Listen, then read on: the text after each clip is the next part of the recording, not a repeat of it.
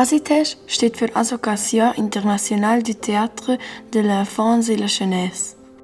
Das ist französisch und bedeutet einfacher gesagt Internationale Vereinigung des Theaters für Kinder und Jugendliche. ASITEJ ist ein weltweites Netzwerk, das sich für die Förderung und Entwicklung von Theater für Kinder und Jugendliche einsetzt. Wir im Liechtenstein als kleinste Sektion in dem Weltverband mit etwa 100 Mitgliedern. Wir haben den Begriff ausgeweitet. Wir setzen uns ein für das Kinderrecht für Kunst und Kultur. Also wir sind ein internationales und ein nationales Netzwerk, ein Fachverband für all diejenigen, die sich im Bereich Kunst und Kultur für Kinder und Jugendliche einsetzen. Die UN hat festgelegt, dass jedes Kind ein Recht hat auf Kunst und Kultur, denn ohne Kunst und Kultur wäre wie ein bisschen leer. Eine Welt ohne Farben ist so wie eine Welt ohne Kunst. Ich würde sagen, eine Welt ohne Kunst würde nicht so spannend sein. Also eine Welt ohne Kunst bedeutet für mich keine Welt mehr. Also es wäre sehr traurig und für die Kinder wäre das natürlich würde nicht mehr so viel Spaß machen. Ja, es wäre dann grau und ich hätte, glaube ich, keinen Spaß mehr am Leben. Die Welt wie leer wäre. Dazu gibt es sogar ein ASITEJ-Manifest. Wir wollen herausfinden, ob das Kinderrecht zu Kunst und Kultur in Liechtenstein ernst genommen wird. Dazu haben wir verschiedene Orte besucht, wichtige Menschen interviewt und haben selbst Kunst gemacht.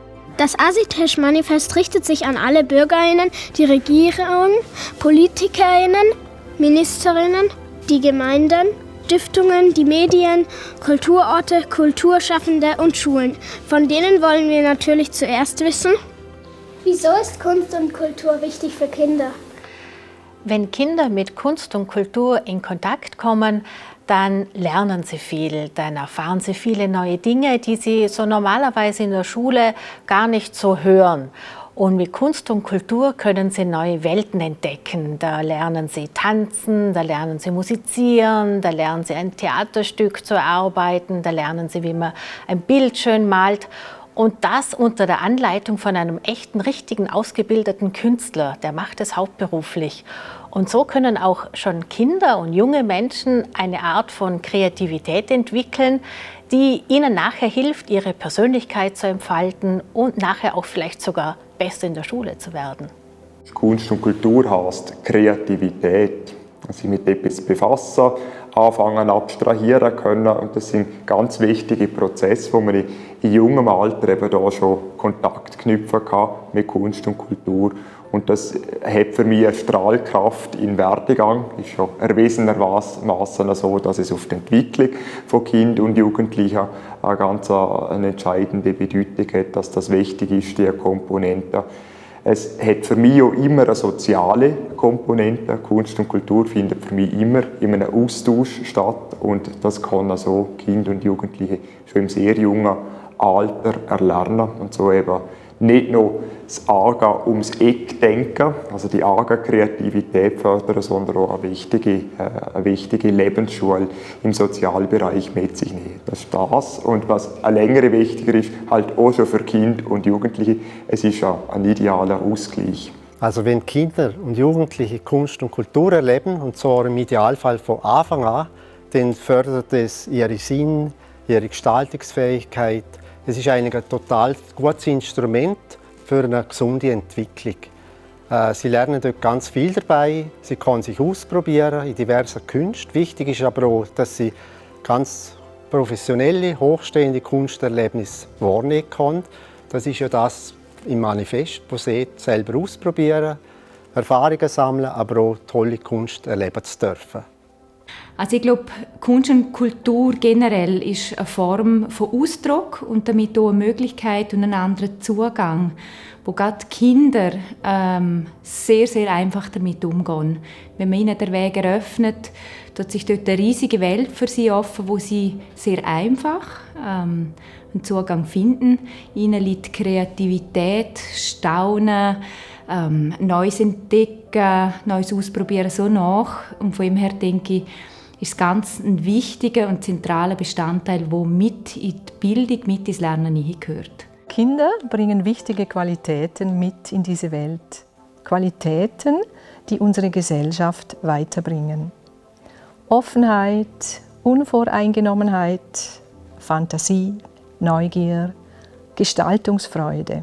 Mit musischem Tun und mit Aktivitäten im Kunst- und Kulturbereich pflegen wir diese Qualitäten und entwickeln sie weiter.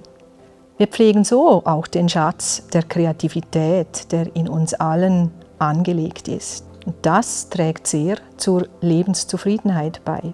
Die Kinderlobby Liechtenstein macht mit ihren Aktionen auf die Rechte und Interessen von jungen Menschen aufmerksam. Sie sorgt auch für ein qualitativ hochwertiges Angebot im Kunst- und Kulturbereich. Ja, Kunst und Kultur, das fördert, also es ermöglicht den Kindern, ihren Interessen nachzugehen. Es weckt Neugierde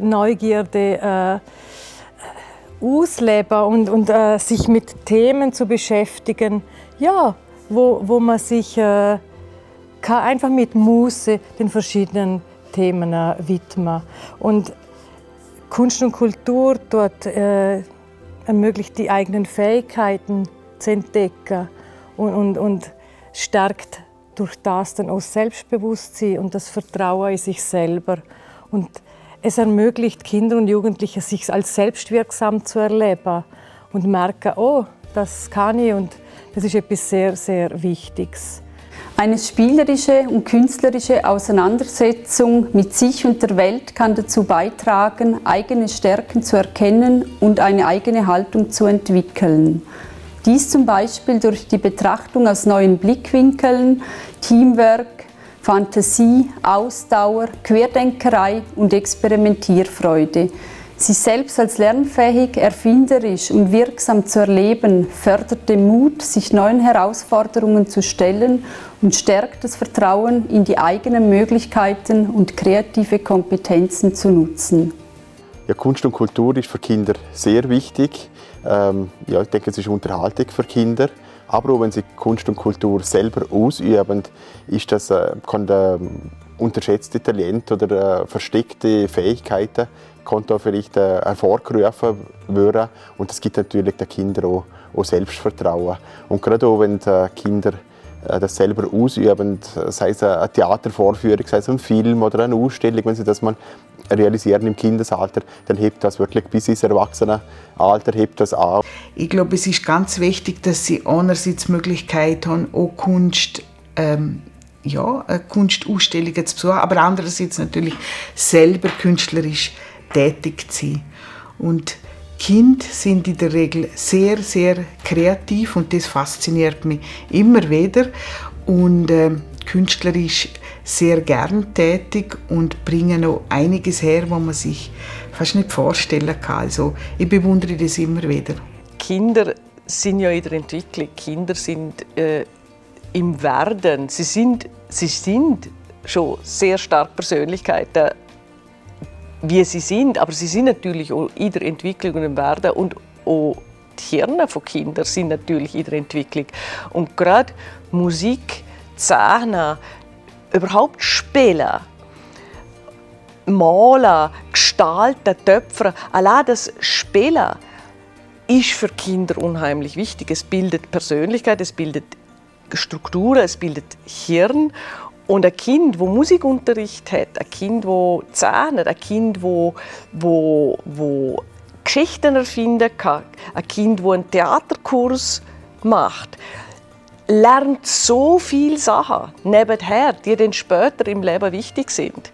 Sozialkompetenz, eine Ästhetik, sehen lernen und hören lernen mit der Musik und auch Strukturen, das strukturierte Denken. Wenn man Musik, nehmen wir jetzt so, sagen wir mal, jetzt ein Bereich ist klassische Musik, Noten lernen, das ist wie eine andere Sprache, die aber nicht auf Buchstaben beruht. Also alles, was man lernen kann, und da ist Kunst und Kultur in allen Bereichen, ist auf ein unheimlich witz- und reiches Feld. Also ich finde, Kunst und Kultur ist wichtig für Kinder, weil es ihnen halt wie einen anderen Zugang zu der Welt ermöglicht. Also nicht so der alltäglich, sondern es ist vielleicht so ein verspielteren oder fantasievoller, oder ist bei den Erwachsenen ja das Gleiche, dass es uns Ideen gibt und ja, einfach wir durch das etwas erfahren, was wir sonst in unserem Alltag so nicht haben. Und das ist ja bei den Kindern. Also, wenn du das halt schon als Kind so erlebst, nimmst du das ja wie auch mit. Also Kunst und Kultur öffnen für Kinder Welten und bewirken, dass Kinder Dinge anders sehen. Und gerade Theater ist ein Gemeinschaftserlebnis, das man mit anderen zusammen erfährt und einen in seiner Persönlichkeitsentwicklung stärkt. Es ist sehr wichtig für Kinder, weil sie sich lernen auszudrücken. Es fördert ihre Kreativität. Und bei unserem Beispiel, zum Beispiel Musical, wir singen, tanzen, Schauspielern. Und dort muss einfach beide Hirnhälften mitschaffen. Und es ist sehr gut für die Entwicklung der Kinder.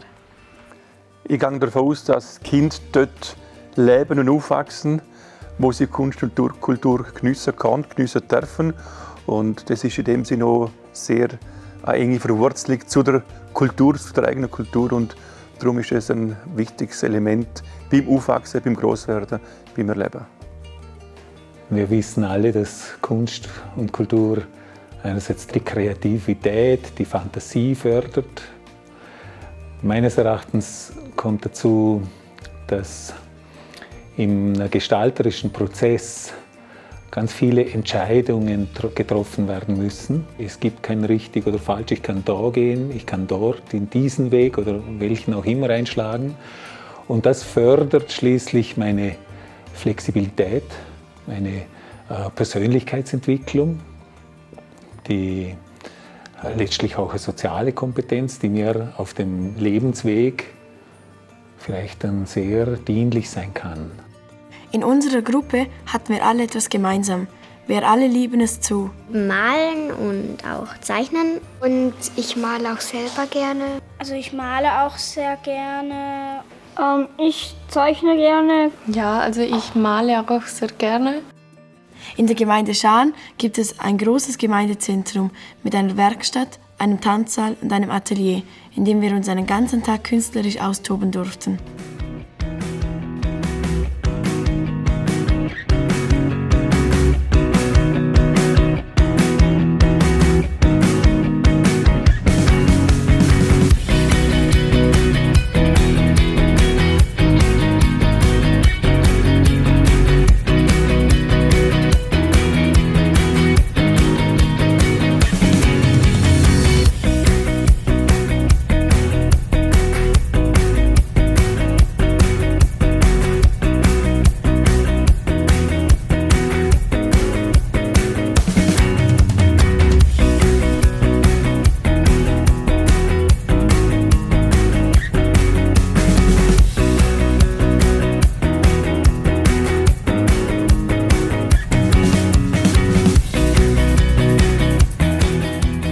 Was hat dich inspiriert? Also mich hat einmal der November inspiriert und halt mein Bruder, weil er hat auch eine Palme gemacht und der Cupcake ist mir einfach so eingefallen. Ich habe von Anfang an schon gewusst, dass ich irgendwas mit Graffiti zeichnen will. Also habe ich einfach mal drauf losgezeichnet. Mich hat inspiriert, weil ich die Galaxie sehr schön finde und auch das Weltall inspiriert mich auch sehr für Malen. Ich hatte von Anfang an gewusst, dass ich irgendetwas mit Kunst machen wollte. Ich habe einfach drauf losgemalt. Was bedeutet Malen für dich? Malen bedeutet für mich einfach alles rauslassen. Frei sein. Künstlerisch frei sein. Ich finde es schön zu malen. Malen bedeutet für mich frei sein und einfach malen, was einem durch den Kopf kommt. Kunst! In der Gemeinde Nendeln gibt es eine Kunstschule. Dort haben wir auch vorbeigeschaut.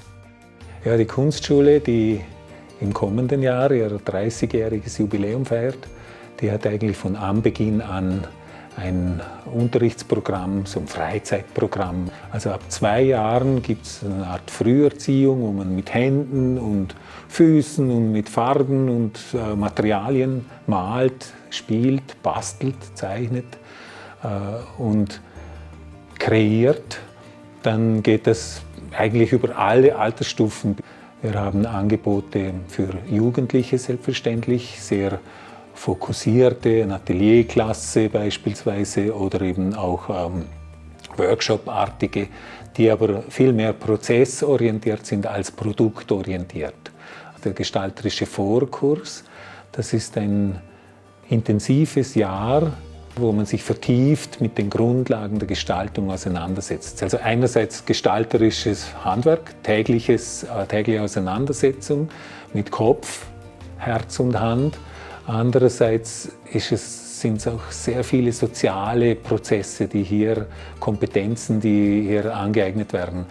Wir haben auch ein Landestheater in Liechtenstein, das Tag in Schaan.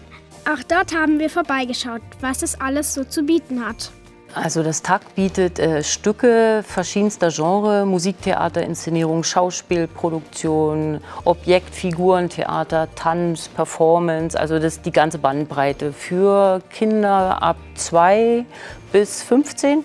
Und besonderer Fokus liegt bei uns auf Stücken aus ganz Europa und dass wir alle Stücke von hoher Qualität zeigen. Also Qualität ist für uns ein ganz, ganz großes Entscheidungsmerkmal bei der Auswahl der Produktion.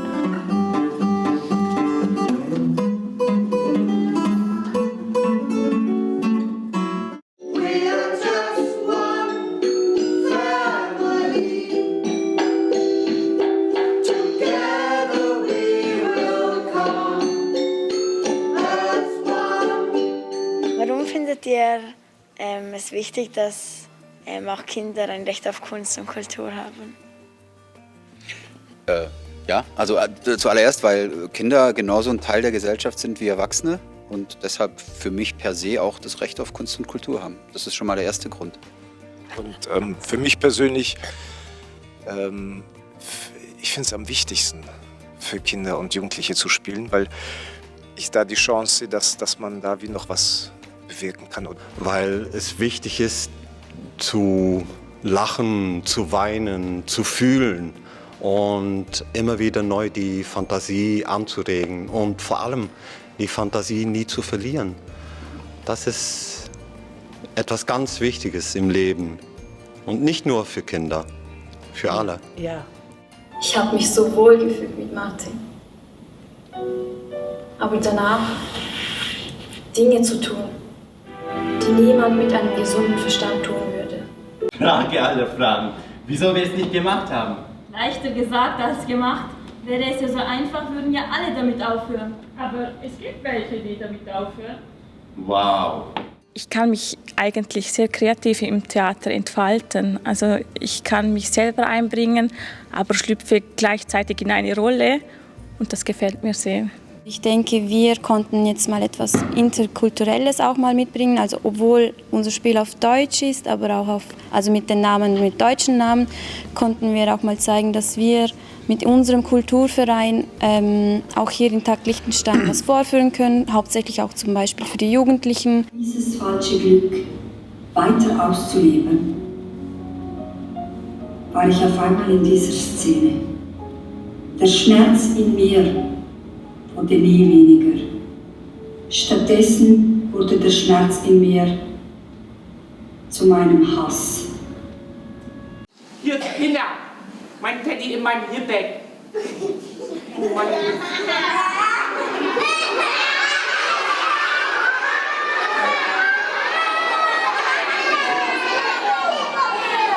Ich habe viel zu viel Fantasie, um keine Angst zu haben. Theater ist in jedem Fall super wichtig. Es gibt einmal den Moment der Identifikation von den Kindern und das merken wir im Puppentheater ganz doll, ganz stark, dass die in der Lage sind, sich zu identifizieren mit den Figuren und auch mit der Andersartigkeit, in der die daherkommen. Und also dieser Live-Moment, den finde ich total wichtig, weil wir merken, dass es oft sind die Kinder so gewöhnt, die kennen das vom Filme gucken, dass die können sich unterhalten, ja, wenn man einen Film guckt, oder die können essen dabei. Und im Theater gibt es Regeln und man hat Menschen, die einem was erzählen. Und das hat nochmal einen viel direkteren Moment, wenn ein echter Mensch oder eine Puppe, die direkt von einem Menschen geführt wird, dir was erzählt. Und der Gruppenmoment, den finde ich auch ganz wichtig. Also, dass die eben vor dem Fernseher oder vor ihren Endgeräten oft alleine sitzen. Und hier sind die in einer großen Gruppe zusammen. Und das ist ein anderes Gefühl, wenn man in der Gruppe loslacht und der ganze Saal lacht oder der ganze Saal auf einmal schweigt. Das ist, glaube ich, emotional eine viel tiefere Erfahrung als der Moment, dass man was guckt, was einen bewegt im Film oder in der Serie. Und was machst du hier im Wald, ganz alleine? Ich bin auf Mutprobereise.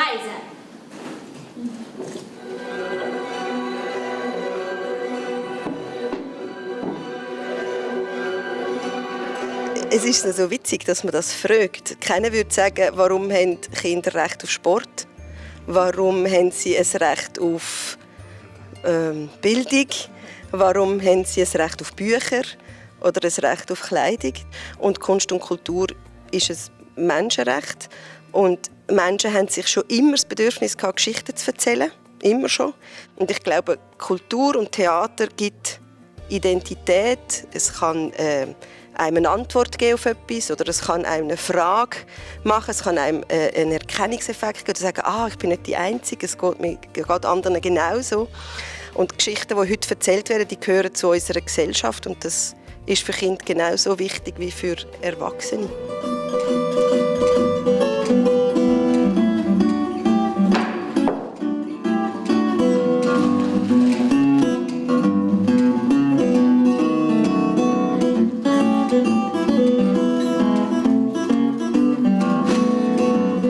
Wir finden im Theater, dass es auch wichtig ist, dass jede Person, jeder Mensch seine eigene Wahrheit hat, so selber entscheiden kann, was ist das, was bedeutet das für mich.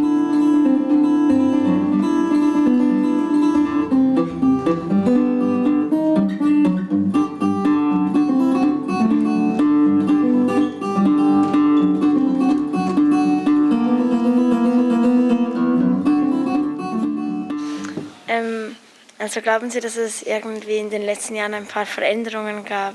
Ja, auf alle Fälle. Netflix, die Streamingdienste. Es gibt zweierlei Sachen. Wir verarbeiten oft Märchen und vor 10 Jahren noch kannte jedes Kind die Märchen, diese Kinder- und Hausmärchen, die waren irgendwie bekannt. Jetzt ist es teilweise so, dass man das nicht voraussetzen kann. Dann das andere ist, dass oft diese Konzentrationsspanne über diese 20 Minuten, ne, diese Serienkonzentration, die ist richtig konditioniert und dass die Kinder in ihrer Sprache, wir hatten letztens eine Vorstellung, haben wir gespielt und danach hat ein Kind gerufen, noch eine Folge! Und das war so, dass die das auch sprachlich nicht mehr unterscheiden können, was jetzt das Digitale und was das Echte ist. Also ich glaube, man weiss generell, dass ins Theater gehen oder ins Konzert gehen, dass das so ungefähr 10% von der Bevölkerung wahrnehmen oder gerne machen. Manchmal liegt das einfach auch daran, dass es sehr kostspielig ist, weil halt die Leute live performen für einen. Aber ich finde eigentlich, im Gegensatz zu, wo ich gross geworden bin, gibt es wahnsinnig viel. Und was ich eher in dieser Debatte manchmal störend finde, dass der positive Effekt, dass es ja mehr gibt, jetzt manchmal fast debattiert wird, also braucht es das? Braucht jetzt das? Und so. Statt dass man sagt, wow, Schneeballeffekt, es gibt so viel, es wird so viel gemacht, noch mehr, es braucht mehr, man kann es nutzen. Also da würde ich mehr so versuchen, positiv zu sagen, hey, wir müssen einfach darum kämpfen, dass es noch reicher wird und dass es bleibt, bestehen bleibt und sich kann entwickeln.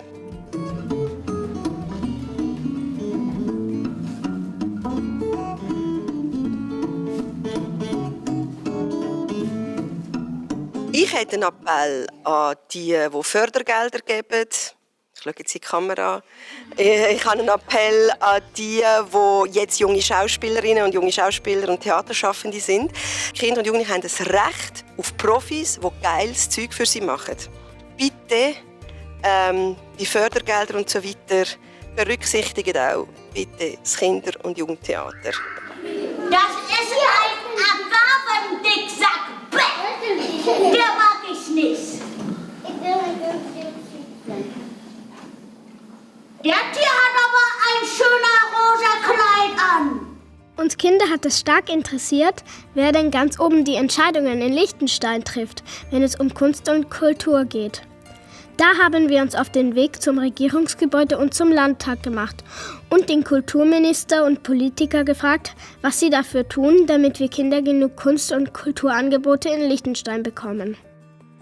Es gibt ganz verschiedene Kanäle und anfangen möchte ich dort jetzt bei den staatlichen Institutionen. Also die Kulturstiftung ist die Förderinstitution, wo natürlich verschiedenste Projekte, wo Kinder und Jugendliche davon profitieren, unterstützen. Es gibt aber auch das Kunstmuseum, die Landesbibliothek und das Landesmuseum. Das sind noch 3 Institutionen, die im Ministerium angesiedelt sind, wo alle 3 spezielle Angebote anbieten, auch für Kinder und Jugendliche. Sie haben ein spezielles Programm, wo sich eben an Junge richten oder vergünstigte Eintritt. Es gibt im Kunstmuseum beispielsweise einen freien Mittwochnachmittag, also wo man ohne Eintrittszahlen ins Museum kann. Die Landesbibliothek, um etwas aus dem Bereich der Literatur rauszunehmen, hat dort ein breites Angebot für Kinder und Jugendliche und eröffnet auch dort viele Möglichkeiten. Das sind so die Akteure, die staatsnahe oder staatliche Träger sind, aber natürlich gibt es auch privatrechtliche, die über eine Leistungsvereinbarung dann wieder an die Regierung oder eine Kulturstiftung geknüpft sind, so beispielsweise im Theaterbereich. Das TAG nimmt einen Leistungsauftrag wahr. Das Jungtheater, ganz etwas Wichtiges, wo auf den verschiedensten Ebenen eben da, professionell Angebote geschaffen werden für Kinder und Junge. Das ist enorm wichtig, dass man dann ein Angebot schafft. Das Amt für Kultur befasst sich mit der kulturellen Vergangenheit, Gegenwart und Zukunft Liechtensteins. Was die Kunst- und Kulturangebote für Kinder und Jugendliche betrifft, sehen wir Potenzial und sind zudem gerne bereit, die Kulturinstitutionen zukünftig noch vermehrter zu unterstützen und mit ihnen zusammenzuarbeiten. Der ehemalige deutsche Bundespräsident Richard von Weizsäcker hat ja mal gesehen, dass Kunst und Kultur kein Luxus ist, den wir uns einfach leisten oder beliebig streichen können, sondern es ist der geistige Boden, der uns unsere innere Überlebensfähigkeit sichert. Und ich finde, das ist sehr ein toller Satz darüber, was eben Kultur, Kunst und Kultur für die Gesamtgesellschaft von einer Bedeutung hat. Und dass es darum auch substanziell ist, dass Politik auch Kunst und Kultur fördert, genauso die genau Gleichberechtigung hat, wie wenn man Infrastrukturprojekte oder die öffentliche Sicherheit fördert und unterstützt, soll man dem genauso die Bedeutung zumessen. Und dort das Verständnis zu fördern, dass es ist das, was uns, wie der Weizsäcker sagt, die innere Überlebensfähigkeit sichert. Das Verständnis dafür zu entwickeln, schon bei den Kindern, finde ich enorm wichtig. Und darum, ich würde alles unterstützen, einfach auch darum, um das so befördern und das Bewusstsein fördern. Ich denke, grundsätzlich ist ganz wichtig, dass Politik die kulturelle Bildung als etwas versteht, was mit dem ganz normalen, mit dem wirklichen Alltag der Menschen und gerade von den Kindern und von den Jugendlichen zu tun hat. Das heißt, dass man einen Brückenschlag macht zwischen schulischer Bildung und kultureller Bildung und dass man versucht, die miteinander in Einklang zu bringen. Also dass man nicht so isoliert betrachtet, sondern sieht, das ist ein Teil der gesamten Bildung, die wir möchten allen Kindern und Jugendlichen ermöglichen. Die schulische Bildung wie auch die kulturelle Bildung. Darunter versteht man ja auch die gelebte Inklusion. Oder? Das ist Integration, das heißt Teilhabe von allen und die soll auch wirklich allen ermöglicht werden dadurch. Und das ist etwas, was weiter Kernthema auch von der freien Liste sind. Teilhabe für alle ermöglichen in allen Bereichen. Ja, Kunst und Kultur hat bei VU einen sehr hohen Stellenwert. Ich denke, das sieht man auch, dass viele Vertreter, sei es in der Fraktion oder auf Landtagsebene oder aber auf Gemeinderatsebene, immer viele Kunst- und Kulturveranstaltungen besuchen. Das ist sehr wichtig. Und gerade auch im Kunst und Kultur ist mir ein Thema, das mir am Herzen liegt. Und darum habe ich im November 2020 im Landtag, wo es um die Budgetdebatte gegangen ist, mich für Kunst und Kultur auch eingesetzt und habe dort einen Antrag gestellt auch zur Erhöhung vom Budget für diesen sehr wichtigen Bereich. Aber auch jetzt gerade auch kürzlich, also in der Corona-Pandemie, ist es sehr, sehr schwierig gewesen für die Kunst- und Kulturschaffenden. Und dort habe ich mich im Landtag auch immer wieder dafür ausgesprochen, dass die Gelder auch pragmatisch dann ausgezahlt werden, weil es eben sehr, sehr wichtig ist. Und die Kunst- und Kulturschaffenden in dieser Zeit einfach durchgehen müssen und Veranstaltungsverbot hinnehmen müssen. Und darum ist das sehr, sehr notwendig gewesen. In Vaduz gibt es einen großen schwarzen Würfel, unser Kunstmuseum. Wir haben tolle Geschichten zu den Figuren von Revan in Neuenschwander erfunden und uns mit unseren eigenen Wünschen und Träumen beschäftigt.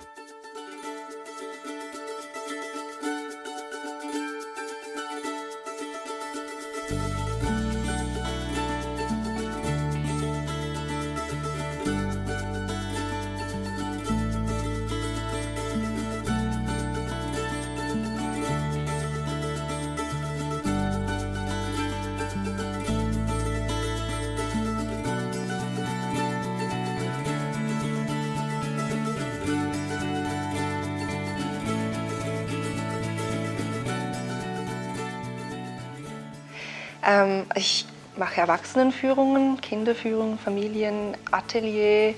Wir machen Workshops für Schulen. Wir machen genauso Angebote für Erwachsene, Workshops für Erwachsene. Eigentlich das Rundumprogramm in der Vermittlung zum Mensch. Genau.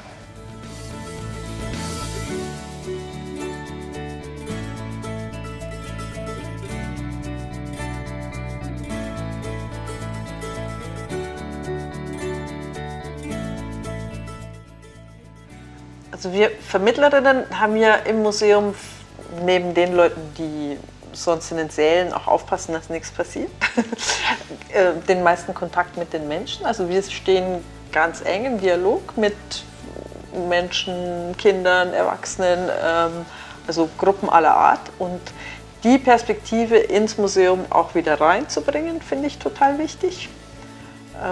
Also dass ein Kunstmuseum oder jedes Museum nicht so nur für sich sozusagen denkt, das machen wir und überhaupt nicht berücksichtigt, was ein mögliches Gegenüber damit macht. Ich finde immer, dass die Vermittlung für Kinder fast noch anspruchsvoller ist, oder also definitiv anspruchsvoller ist als für Erwachsene. Also gerade in der Sprachwahl, wie verpackt man das, was man sieht im Alltag oder eben dann auch im Museum? Wie versetzt man sich dann wieder zurück in die Kinderrolle irgendwie? Also wir müssen auch oft Rollen tauschen. Während man mit Erwachsenen auf Augenhöhe vielleicht als Erwachsene redet, merkt man so, okay, jetzt muss ich mich in die Kinderrolle versetzen auch wieder. Und das ist sehr schön an unserem Beruf, finde ich, dass man eben auch noch mal Kind sein kann. Das genieße ich sehr.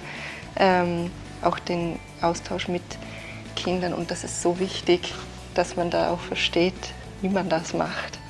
Ab 1. April, kein Scherz, ist im Kunstmuseum jeden Mittwoch freier Eintritt. Als Möglichkeit, dass Familien kommen können und auch wenn sie mal nur 10 Minuten oder eine Viertelstunde kommen wollen, keinen Eintritt zahlen müssen und deshalb einfach immer mal vorbeischauen können im Kunstmuseum. Weil wir wissen wollten, ob das Kinderrecht auf Kunst und Kultur auch in Liechtensteiner Schulen ernst genommen wird, haben wir eine Umfrage gemacht und herausgefunden, dass sich viele Kinder mehr Stunden im Bereich Kunst und Kultur wünschen. Zu diesem Thema haben wir die Schulamtleiterin Rahel Guerra befragt. Also wir haben ja seit 2019 einen neuen Lehrplan, wo wir jetzt nach dem Einführen sind. Also der ist erst gestartet in dem Sinn. Und da hat es auf jeden Fall einen deutlich höheren Stellenwert bekommen. Nicht, dass man jetzt das Wort Kunstpflicht mehr drin findet oder was auch immer, sondern sehr übergreifend, sehr vernetzt und vor allem im kreativen Bereich. Kreativität ist eine der Schlüsselkompetenzen schlechthin. Und das heisst, dass sich der Bereich vom Kindergarten bis ganz auf Schuljahresende, Pflichtschule, 9. Klasse, durchzüchtet und eigentlich auch soll dort aufgebaut werden. Es ist etwas, was immer mehr gefragt wird in der Berufswelt. Kreativ sein, Lösungen finden für etwas, das man noch nicht kennt, wie man es löst, mit neuen Herausforderungen umzugehen. Was vielleicht neu ist im Lehrplan, wo meiner Meinung nach eine sehr grosse Chance ist, dass man den Fachbereich auch zusammengenommen hat und dort wirklich einen grossen Fachbereich, zum Beispiel Gestalten, gemacht hat. Also auch viel mehr Projektarbeit, vernetzte Arbeit oder eben fächerübergreifende Arbeit möglich ist. Und im Fachbereich der überfachlichen Kompetenz, das heisst eigentlich das, was sich durch gerne alle Fächer durchzieht, ist zum Beispiel eben eine Auftrittskompetenz oder eben irgendetwas, ein Rollenspiel übernehmen etc. kommt ständig wieder vor, wird auch immer eingeübt. Und dann gibt es natürlich die Angebote, wo wir auch mit professionellen Leuten, also da haben wir zum Beispiel das junge Theater, wir haben das Tag etc., da gibt es einige Pädagoginnen und Pädagogen, die sich spezialisiert haben und die Schulen unterstützen in dem. Und ich denke, das sind so Win-Win-Situationen. Man kann Lerninhalt vom Lehrplan abdecken im Unterricht, indem dass man zum Beispiel sagt, gut, in diesem Jahr machen wir ein Theaterprojekt. Und dann ist das Theaterprojekt vielleicht präsent während mehrerer Schulwochen und in ganz vielen Fachbereichen drin. Und das, denke ich, ist eigentlich das, was es heute ausmacht, dass man eben nicht mehr in Fächer denkt, sondern viel mehr probiert, projektorientiert oder themenorientiert zu unterrichten. Um Lehrpersonen im Land zu unterstützen, gibt es einige tolle Angebote. Der Verein Muse, der bringt professionelle Kunstschaffende, also Künstlerinnen und Künstler, mit Schülerinnen und Schülern hier aus dem Land zusammen. Dann gibt es sogenannte Muse-Klassen. Und das heißt, da kommt ein professioneller Künstler und arbeitet über einen längeren Zeitraum ganz intensiv mit den Kindern. Und das können alle Sparten sein. Das kann Schauspiel sein, das kann Tanz sein, das kann Musik sein, das kann Malen sein. Also da gibt es ganz verschiedene Arten. Es kann Literatur sein. Und dieses Projekt geht dann ein halbes Jahr. Und am Ende von jedem Projekt macht der Künstler oder die Künstlerin zusammen mit der Klasse eine Abschlussarbeit. Und die wird dann den Eltern und der Familie und den anderen Schülerinnen und Schülern in der Schule gezeigt. Für viele Kinder und Jugendliche ist der Besuch des Theaters mit der Schule oftmals der erste und einzige Kontakt zum Theater oder überhaupt die Berührung zum Theater. Und das ist uns deshalb wichtig, sehr stark mit den Schulen zusammenzuarbeiten. Also Schulen sind für uns ein ganz, ganz wichtiger Partner, weil wir bieten immer öffentliche und Schulvorstellungen an, also eigentlich sogar mehr Schulvorstellungen als öffentliche. Und dank unseres guten Netzwerks mit den Schulen, wir haben immer eine Person aus jeder Schule, das ist unsere Kontaktperson, mit der arbeiten wir sehr gut zusammen. Wir bieten also zweimal im Jahr Kontaktpersonentreffen an, wo sich Lehrpersonen über das Programm informieren können, beziehungsweise die Kontaktpersonen, die es dann wiederum in ihre Schule bringen. Und was für uns wichtig ist, gerade mit Schulen zusammenzuarbeiten, dass wir da die Kinder und Jugendlichen erreichen, die vielleicht mit ihren Familien nicht ins Theater gehen. Also dass der Theaterbesuch zumindest einmal im Jahr für sie gesichert ist. Das ist für uns sehr, sehr wichtig. Daneben bieten wir auch sogenannte Schulkooperationen an. Das sind Zusammenarbeiten mit regionalen Schulen. Und es geht nicht darum, denen ihren Gestaltungsunterricht streitig zu machen, sondern sie allenfalls zu unterstützen in fächerübergreifendem Unterricht. Also wie kann zum Beispiel Kunst gemeinsam mit Mathematik oder mit einem Sprachfach oder mit Biologie in Kombination angeboten werden. Und das sind Projekte, die wir dann oft gemeinsam, es gibt pfannenfertige Angebote, aber es gibt eben auch die Möglichkeit, so ein Projekt mit den Lehrenden von den verschiedenen Schulen zu erarbeiten und diese dann hier oder dort umzusetzen. Für die Schulen finde ich halt auch noch wichtig, dass Lehrpersonen auch, also es gibt Lehrpersonen, die selber theateraffin sind und dann wahnsinnig viel kommen. Und dann gibt es vielleicht Lehrpersonen, die das einfach auch nicht interessiert. Das ist ja auch, also man darf ja auch verschiedene Haltungen und Interessen haben. Aber was ich manchmal noch ein bisschen erkenne, sind auch Lehrpersonen, die schauen, passt das jetzt gerade in meinen Lehrplan oder passt das nicht. Das ist auch wichtig, das ist klar. Aber Theater ist nicht da, um sich erklären zu lassen, oder sondern man darf auch mit seinen Schülern einfach kommen und es muss sich nachher nicht unbedingt in den Unterricht einfließen. Also das wäre so, würde ich mal so mitgeben. Nicht, dass man es nachher nicht bespricht zusammen, aber es muss jetzt nicht gerade mit dem Unterrichtsfach zusammenhängen, weil ich schaue auch ein Bild an und der Picasso hat uns nicht erklärt, was er da malt, sondern das Wichtige ist doch, dass man lernt zu schauen. Also, und dann Fragen zu haben. Man muss gar nicht immer verstehen. Es wäre ja manchmal so toll, wenn wir mehr lernen zu fragen, als immer nur gerade zu verstehen. Ich denke, es ist genau also auch für fremdsprachige Kinder oder einfach sehr wichtig. Eben, im Theater spielt es keine Rolle. Oder? Wer bin ich, woher komme ich? Jeder hat seine eigene Wirklichkeit, kann die Welt aus ihrer ganz eigenen Perspektive anschauen. Und auch Kinder, die vielleicht so Anpassungsschwierigkeiten haben ganz eine Möglichkeit für ganz andere Erfahrungen zu machen für sich selber im Theater, im Tanz, was auch immer für eine Ausdrucksform gestalten. Oder? Und mir denke, es ist wichtig, dass die Lehrpersonen auch verstehen und eben auch Politikerinnen verstehen es oftmals gerne nicht, was es für einen Mehrwert generiert. Es ist nicht auf ein Pläuschchen. Jetzt gehen wir ein kleines Theater, ein Netzprogramm, sondern dort ist dahinter schon was sehr Substanzielles. Und eben diese Selbstwirksamkeit erleben, das denke ich, ist das Elementarste im Spiel oder eben im Zuschauen, was auch immer.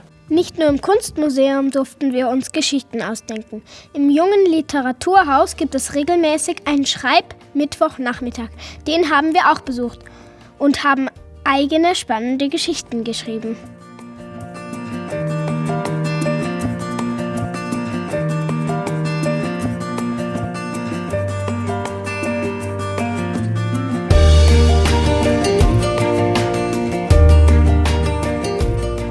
Für mich selber bedeutet Geschichten zu schreiben eine ganz große Freiheit, nämlich, dass ich mir alles ausdenken kann, was ich möchte.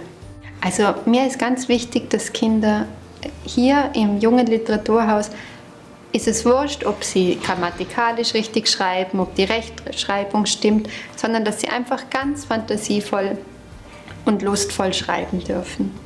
Es gefällt mir, dass man einfach so aus der Fantasie und nicht, dass jemand sagt, was man einfach so schreiben muss, sondern dass man selber herausfinden kann, was man will.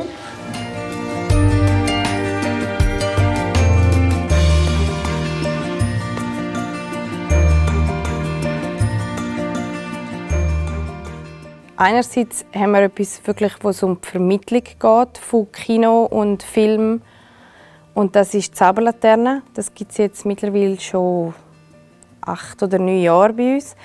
Und dort ist es so, dass einmal im Monat kommt ein ausgewählter Film. Und das ist ein Verein, also man hat eine Mitgliedskarte, das ist sehr günstig. Und dann wird auf ein Thema eingegangen. Also manchmal ist es Film geschichtlich, manchmal ist es technische Sachen. Und dann hat es ein Team und dann wird wie das Thema vermittelt vor dem Film, sehr spielerisch. Also das ist dann wie so ein kleines Theater und nachher schauen die Kinder einfach den Film allein, ohne Begleitung von Erwachsenen. Also sie sind betreut durch unser Team. Dann haben wir seit kurzem noch unser 5-Lieber-Kino. Und dort geht es darum, dass man ein Abo lösen kann, einfach bis 16. Das gilt dann für ein Jahr und dann kann man zu jedem Film, der halt für die jeweilige Altersklasse ist, kann man für 5 Franken ins Kino kommen. Also ich finde es wichtig, weil wirklich das Kino nochmal ganz ein anderes Ort ist. Also es ist nicht so, jetzt ist ja überall, kann man zu jeder Zeit wie alles an bewegten Bildern konsumieren.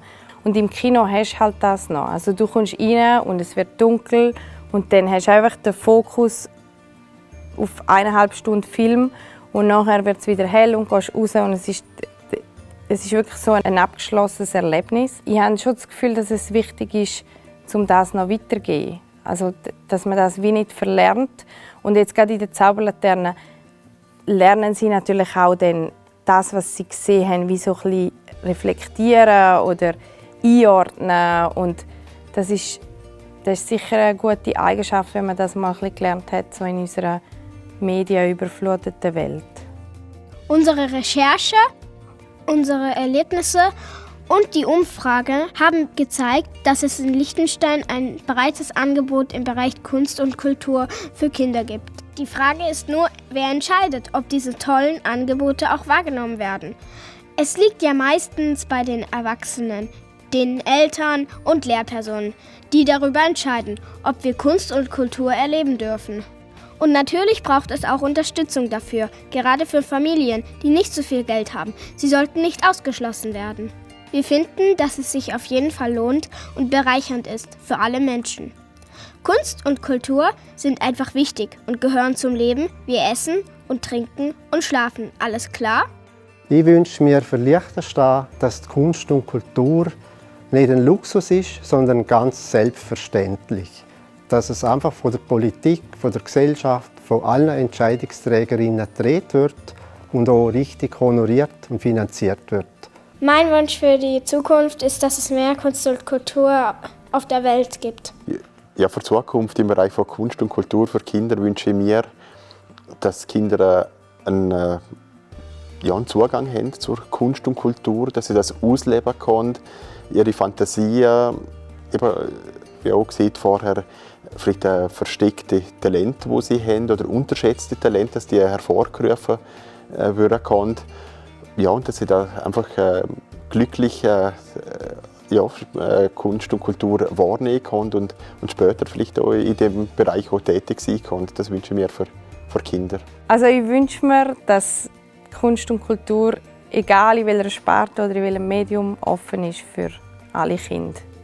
Ich wünsche mir für die Zukunft, dass es mehr Kreativität in den Schulen gibt. Ja, also ich sage jetzt mal, wenn ich da einen Wunsch äußere, täte ich mir erhoffen, dass man wirklich probiert, die Vernetzung, das Miteinander noch viel mehr hinzubringen. Also ich glaube, da kann man alle nur davon profitieren und am wenigsten gewinnen tun unsere Kinder und Jugendlichen, wenn man probiert zu sagen, jetzt braucht es mehr von dem oder mehr von dem, sondern wirklich schauen, dass man den Kindern und Jugendlichen möglichst eine breite Palette bieten kann, viele Ansätze, weil einfach auch jeder unterschiedlich ist und jeder einen anderen Zugang braucht.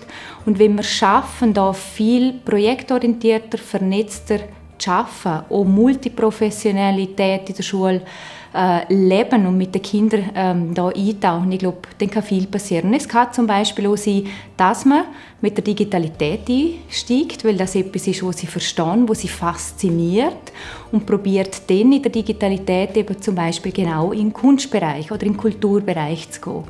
Und da gibt es natürlich alle möglichen Arten und Situationen. Und ja, ich habe das Gefühl, wenn wir es schaffen, da die Vernetztheit aufzunehmen, ist es ein riesiger Gewinn für alle. Ich hoffe, dass das Kind immer den Gedanken freien Lauf lassen kann, ausleben kann, ihre Gedanken, ihr Gefühl, ihr Leben, ihre Bedürfnisse. Und solange es ist, wird so eine Kulturszene lebendig und von da sein. Ich wünsche mir für die Zukunft, dass es mehr Kurse für Kreativität und Malen gibt. Also ich wünsche mir im Bereich Kunst und Kultur, dass Kinder Angebote haben, wo sie wirklich kreativ sein können, weil ich glaube, dass man die Kinder lässt, kreativ arbeiten, damit sie sich entwickeln. Und ich glaube, es ist für Kinder, wie ich am Anfang gesagt habe, für Körper, Geist und Seele ganz etwas Wichtiges. Und ich glaube, da kann man auch das, was Pestalozzi für Bildung gesehen hat, lernen mit Kopf, Herz und Hand. Das gilt auch für Kunst und Kultur. Und ich wünsche mir, dass die Angebote für Kinder und die Jugendlichen bei uns vorhanden sind. Ein Wunsch ist, dass die Vielfalt an Angeboten, die wir im Liechtenstein haben, im Bereich Kunst und Kultur, dass die erhalten bleibt, dass sie sich weiterentwickeln kann und dass sie noch mehr geschätzt wird. Mein Wunsch für die Zukunft ist, dass Kinder mehr entscheiden dürfen.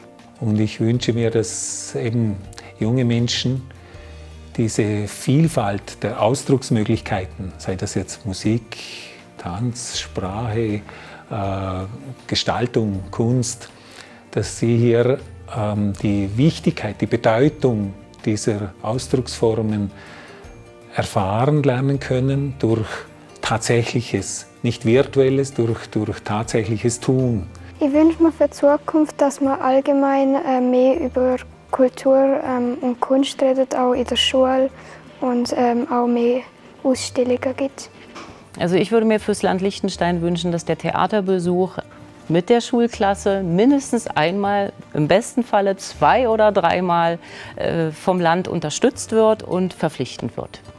Ich wünsche mir, dass endlich mal die entscheiden, kapieren, wie wichtig Theater für Kinder ist. Es wird so ein bisschen Zeit, würde ich sagen. Also wir machen schon so lange so gute Arbeit. Müsste mal ankommen da. Ich wünsche mir für die Zukunft, dass alle Kinder auf dieser Welt das gleiche Recht auf Kunst und Kultur haben wie wir.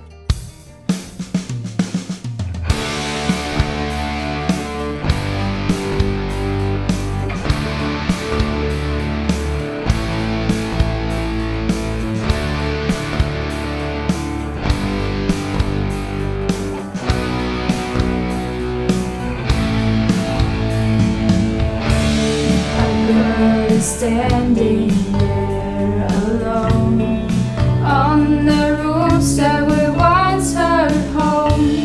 The world took everything from her. They declared it's necessary. A boy works hard every day, spend his childhood with it. Not all are strong enough. Many children have to die. We must stand up for the children of this world. They have the right of freedom and to say every word.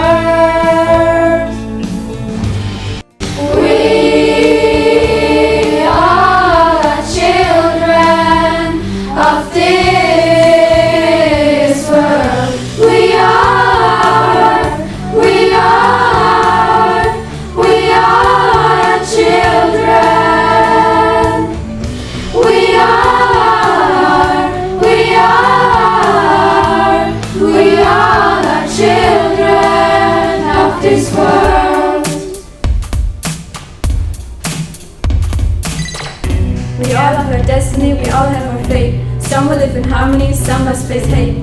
But in the end, and this may sound absurd, we all are, or we all were, children of this world. It doesn't matter if you're slim or big, small or tall, black or white, even wrong or right.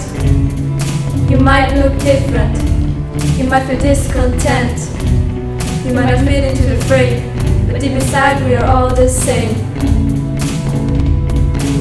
But deep inside we are all the same.